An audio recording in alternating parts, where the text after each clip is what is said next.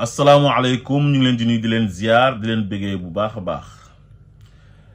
émission jàkkaarloo démb Bouba Ndour dafa am kàddu yu mu fa yëkkati jëmale ko ci ki nga xam ne moom mooy Amadou Ba. Je rappelle que ne man du may seetaan émission jàkkaarloo waaye bu jeexee gars yi dañuy dagg ay extrait dugal ko ci réseaux sociaux yi su ko defee ñun buñ ko gisee buñ amee luñ ci war a wax rek dañ koy daal di wax. Bouba Ndour dafa accuser Amadou Ba. mais Amadou Ba daal moom moo tax ñu jàpp ki nga xam ne moom mooy Badara Gadiaga parce que loolu moom moo ko fa indi woon je suis désolé Bouba Ndour su ngeen bëggutoon Amadou Ba ñëw foofu Amadou Ba du fa ñëw parce que yéenay invité waate yéen a moom seen émission yéenay xool ki leen neex ngeen invité ko kon Amadou Ba bu ñëwee ci émission bi c'est parce que da ngeen ko invité Amadou Ba mënul jékki-jékki rek am intention ñëw pour provoquer Badara Gadiaga mu wax dara luñ ko jàppee te yéen joxu leen ko feu vert yéen a koy oo ne ko monsieur le député wala l'honorable député dañ la bëgg invité bëgg nañ nga ñëw ci émission jàkkaarloo bi su ko defee mu jox leen accord am su ma nee ñëw mu ñëw su mënul ñëw mu gàntu donc Bouba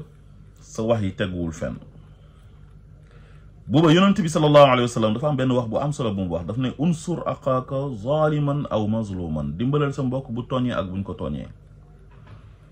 Badara Gadiaga tooñkat la te tooñ yi muy tooñ yéen da ngeen a nekk ay complice ci tooñam yi parce que saaga yu muy saaga nit ñi di leen attaqué ci seen télé la koy defee ci seen émission la koy defee su leen neexoon loolu du am Badara Gadiaga bu doon saaga Youssou Ndour benn yoon la koy def dootu ko defaat daan na ko saaga di ko attaqué traité na ko de tous les noms d'oiseaux ak groupe de presse bi waaye saagawul Youssou Ndour attaqué wul Youssou Ndour mais Ousmane Sonko lay attaqué di ko saaga kon loolu daf leen a neex su fekkee dafa am ñoo xam dañ ko yónni ngir sant ko mission boobu pour muy attaqué Ousmane Sonko di ko saaga chaque vendredi kon yéen tamit da ngeen cee ànd parce que yow mi nga xam ne yaay rakk Youssou Ndour di football ci balam di tissooli ci sojam di ci sëqët ma àbbu waxu Khadim Diop chroniqueur di say ci ay rabam di daw ci essence am yow Ahmed Khalifa Niass di kilifa gu mag mas na ñëw ci émission face to face bu Aïssatou Diop Fall attaqué la fa jour boobu la émission bi gëj a am ba léegi te yow rek Youssou Ndour nga waxuma laak nag Youssou Ndour ku ko attaqué woon comme yow la ñuy attaqué ñu sanctionné ka nga xam ne moo doon def émission bi di Aïssatou Diop Fall parce que boobu la gëj TFM ba pare censurer émission bi waxuma laak nag Youssou Ndour kon Badara Gadiaga yow rek bu la doon attaqué su la attaqué benn yoon dootul ñëwaat ci émission bi su attaqué Youssou Ndour benn yoon dootul ñëwaat ci émission bi waaye léegi lan moo tax ngeen bàyyi ko kon muy saaga Ousmane Sonko de manière répétitive chaque vendredi heure boo ko posé question même bu concerné wul Ousmane Sonko dina fexe ba yóbbu affaire bi ci Ousmane Sonko ngir dal ci kawam saaga ko saaga yu bon yu ñaaw yu salte ngeen tuddee loolu liberté d'expression mais loolu du dëgg du yoon Bouba il faut que ngeen nangu ne yéen da ngeen na yàgg a tooñ Ousmane Sonko nañ waxante dëgg seen groupe bi mu dalee tooñ Ousmane Sonko dafa yàgg Pastef ñu ngi ko créé 2014 Ousmane Sonko 2018 la génnee livre boobu tudd solution dëxëñ ci li nga xamante ni moom mooy jafe-jafe Sénégal yi ak buñ ko joxee réew mi fan lay yóbbu réew mi ak lan moo tardeel réew mi depuis bi ñu amee indépendance 1960 ba léegi bi ngeen xamee ne Ousmane Sonko nit ñi gis nañ seen bopp ci programme am boobu ba léegi mayu leen Ousmane Sonko jàmm seen support médiatique yëpp nag moo xam l'Observateur moo xam RFM moo xam TFM Bouba Ndour waxuma la Ousmane Sonko ak Pastef yàq gi ngeen yàq seen ay der ak tooñ gi nga leen yàgg tooñ waaye yéen da ngeen a yàgg sax tooñ sénégalais yi parce que yéen da ngeen a nekkoon complice su Macky Sall bi réew mi di tàkk te ki ko provoqué mooy Macky Sall pour bëgg a éliminer un adversaire politique de Ousmane Sonko jiñ ko viol réew mi tàkk créé fi ay procès Mame Mbaye Niang yu ñàkk xorom réew mi tàkk ngeen toog ne du ngeen génnee li xew ci réew mi nekk complice u Macky Sall boo xamante ni sénégalais yëpp teg nañ ci seen bët mu leer naññ dëkk bi di tàkk ngeen di teg ay mike di teg ay musique mel ni yëgalu leen ko seen yaram kon su ngeen nekkul complice u Macky Sall complice u kan ngeen ñuy rey ay nit jàpp ay nit di leen tëj ci kaso bi te defuñ dara ngeen toog noppi su ngeen waree wax sax da ngeen di dal ci kaw ñi nga xamante ni ñoom ci seen droit lañ nekk parce que dañ leen di opprimer ñuy résister maanaam yéen fi ngeen féetee woon mooy ci côté oppresseur bi maanaam tooñkat bi te loolu waru leen li Macky Sall doon def da ngeen cee àndoon parce que xëy na Macky Sall dafa leen amaloon njëriñ bu aide à la presse bi ñëwee dina leen jox lu ëpp lu muy jox ñeneen ñi du leen yemale ak ñeneen ñi te am na ñu wax ne daan nañ leen jox xaalis ngir ngeen di fay ay salaire te gis nañ ne bu fi Macky Sall jógee ba léegi da ngeen di commencé di am ay problème mu salaire am ay arriérés de salaire am ñuy démissionné ndax ay arriérés de salaire donc loolu ñun war nañ ko sax mën a gëm xam ne loolu dëgg la voilà kon il faut ngeen assumer ne bi Sénégal soxlaa nekk ci révolution yéen da ngeen a préféré ànd ak ki nga xamante ni moo doon def lu bon ci dëkk bi nekk oppresseur di tooñ nit ñi di leen xañ seen àq ak seen yelleef di utiliser justice ngir fagaagal un adversaire politique ba tax dëkk bi tàkk te loolu mënoon na ñàkk bi ngeen waree nag féeteeg askan wi féetewule nag askan wi waaye tooñkat ngeen féetal di nit ku bon di Macky Sall te loolu sénégalais yi jàppal nañ leen ko ba léegi parce que da ngeen leen a tooñ da ngeen tooñ sénégalais yi dëgg parce que yéen seen devoir mooy informer juste et vrai kon yéen amu leen benn droit dëkk bi di tàkk ngeen war a wax li xew ci dëkk bi waxu leen ko waaye au contraire da ngeen doon charger sax ñi nga xam ne ñoom dañ leen doon opprimer ñuy résister muy manifestant yi di xeex pour dëgëral démocratie bi di xeex pour la consolidation de la démocratie sénégalaise. il faut ngeen nangu ne da ngeen di xeex nguur gi di xeex Pastef rawatina ki nga xam ne moom mooy président parti bi di Ousmane Sonko te yàgg ngeen kaa xeex mais Pastef bu mu accéder au pouvoir ba léegi yéen activité gouvernement bi du ngeen ko génnee lépp lu positif da ngeen koy boycotter lépp loo xam ne lu négatif la fu ñuy saaga Ousmane Sonko fu ñu koy xasee fu ñuy dénigrer nguur gi ak waa Pastef loolu rek ngeen sawar di invité ay nit ñoo xam ne dañuy dal ci kaw nguur gi di dal ci kaw Ousmane Sonko loolu sawar ngeen ci trop Ousmane Sonko activité yu muy def yépp du ngeen ci génnee dara du ngeen ko waxal lu baax moo xam seen journal bi moo xam seen télé bi moo xam seen rajo bi waaw mais comme yéen da ngeen a jël position nag ne da ngeen di xeex Ousmane Sonko tamit moom nee na day xeex moom it ku ko xeex mu xeex la c'est tout. seen émission jàkkaarloo boobu Birima moo fa njëkkoon di ñëw di saaga Ousmane Sonko di saaga waa Pastef bépp membre Pastef bu ñu invité foofu dina la attaquer agresser la verbalement te moom moo waxal boppam ne Macky Sall moo ko yónni ngir mu koy waxal waaw Macky Sall yónni la ngir nga koy waxal est-ce que da nga war di saaga nit ñi di leen xas di dugg seen vie privée di def ay attaques personnelles te Birima bi mu ko doon daf leen a neexoon ngeen bàyyi ko fa ba mission yam jeex mu jógee fa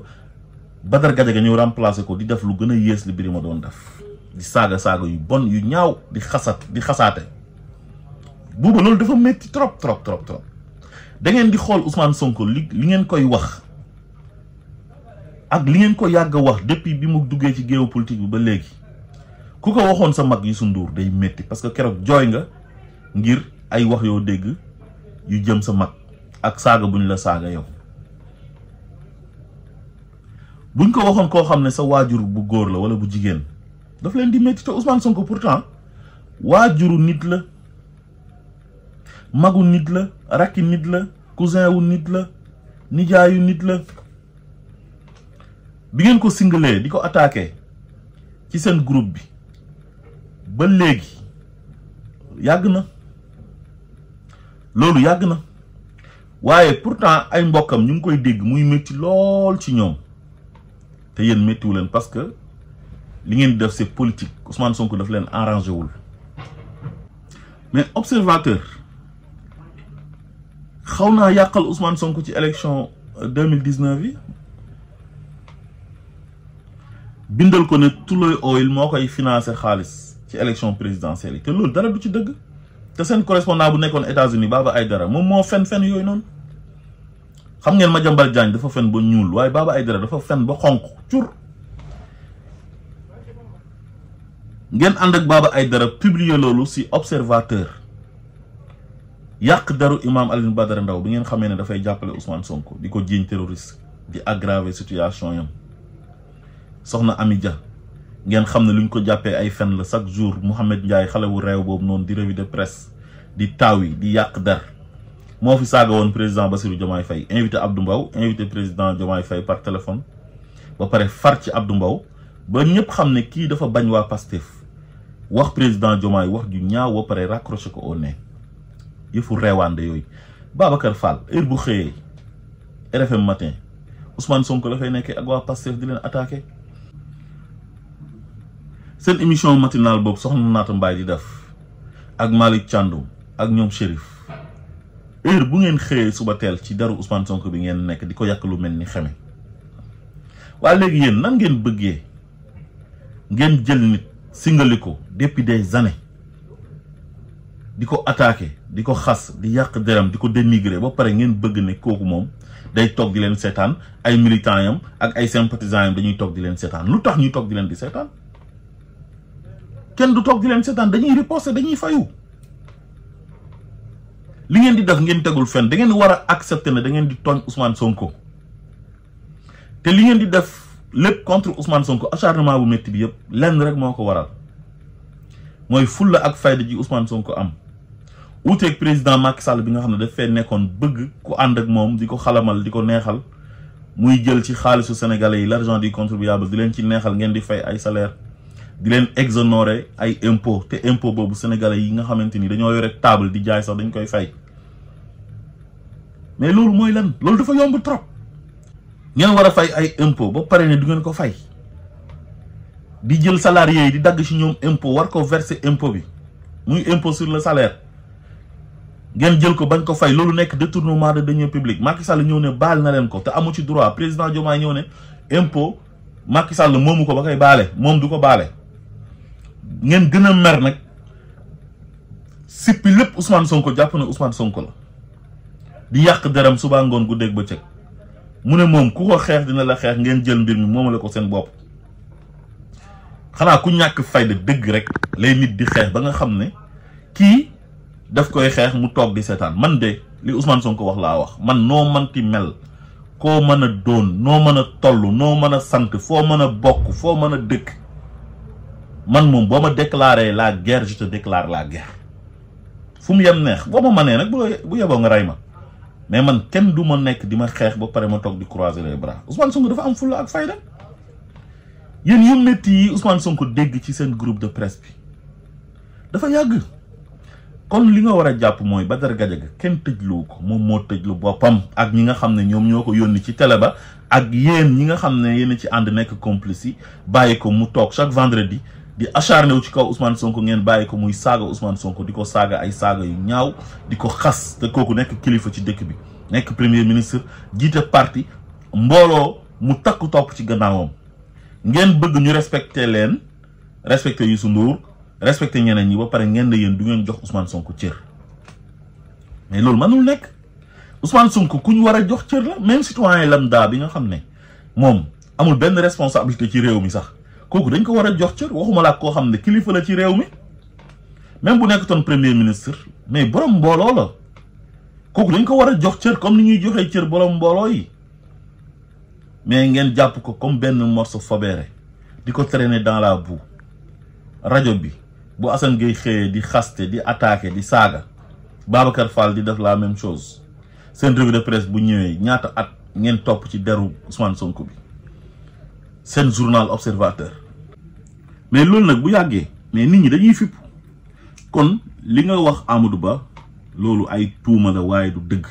Amadou Ba mënul tëjlu Badara Gadiaga Badara Gadiaga moo saaga ci penc mi saaga koo xam ne premier ministre te loolu dafa nekk ci code de procédure pénale bi képp koo xamante ni dafa yore ay lenn ci prérogative président de la république boo ko saaga yoon dalay teg loxo ba pare yoon approfondir ay enquête am gis na war nañ ko mën a toppee train de vie bu muy mëne pour mu indi ay justificatif loolu am na fépp ci àdduna bi France ak États-Unis ak yëpp bu ñu la gisee ngay dund benn dund boo xam ne yow dañuy wane ne da ngay wane ne yow ku am xaalis nga te mënoo justifier affaire bi dañu lay laaj ne la justifier ko boo ko justifier wul ñu tëj la ci kaso bi nga indi ci ay leeral parce que ay blanchiment d'argent daf fee am ak ay nit di la fay nekk ay milliardaires yoo xam ne ay sàcc lañ alalu réew mi lañ sàcc di la fay pour ngay attaquer nit loolu yëpp mën nañ ko ci topp. gis ne am na ay xaalis yoo xamante ni mu ngi koy recevoir ci ay différents comptes am yi nga xam ne dañ ciy def transfert d'argent xaalis bi toll ci 9 millions mais am nañ droit enquête ko laaj ko ne ko xaalis bi lan mooy origine bi fan la jógee parce que yoon loolu droit yam la su ko defee. bi ko enquêteurs yi laajee lan ngay liggéey qu'est-ce que tu fais dans la vie daf na moom administrateur ay entreprise la wax mais yoon nag am na droit gis na yow am nga ay entreprise mu laaj la entreprise yi ndax am na këyit ndax yaa ngi fay ay impôt yaa ngi def sa ay déclaration ci impôt beeg yooyu noonu mais loolu c'est leur droit les plus absolus donc su fekkee moom nanguwu ci tontu mais dañ koy yóbbu instruction parce que Bouba Ndour mu ngi kaas ci instruction bi mais su si tontuwul dañ koy yóbbu instruction pour def enquête xam entreprise am yooyu noonu entreprise u lan la c'est pour la sécurité du pays tamit ndax entreprise bi dëppoo na ak yoon wala déet ndax dafa am ay nit yu nekk ci gannaawam di ko financer ngir muy dal ci kaw nguur gi ngir déstabiliser dëkk bi wala déet loolu yëpp yoon am na droit enquête ko mais soo ko naree jël yóbbu ko ci mbiru politique naan dañ ko yóbbu foofu ubbil ko yeneen dossier pour yóbbu ko instruction pour gën ko yàggal foofu loolu da ngay wax lu la neex rek. loolu nag justice am na ci droit du acharnement du dara Badara Gadiaga moo toog ne dafay défier état ne dafay défier Ousmane Sonko ne dafay xeex ak ñoom kon lépp lu ko dal moom moo ko teg boppam ak yéen ñi nga xam ne yéenee ay complice am di ko jàppale ngir muy saaga Ousmane Sonko kon nag il faut que ngeen assumer loolu rek la assumer leen. asalaamaaleykum wa rahmatullah.